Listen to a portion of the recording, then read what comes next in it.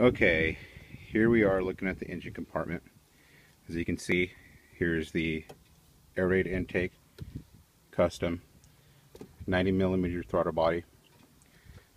The ZL1 lid, custom milled, nice and pretty and white.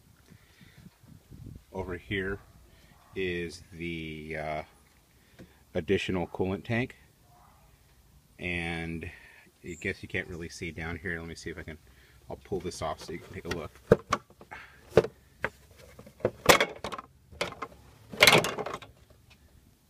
So you can see the throttle body there a little bit more, and then it's kind of hard to see because it's too so dark. Down there is the pulley. It's a 9.55 pulley, cross beam,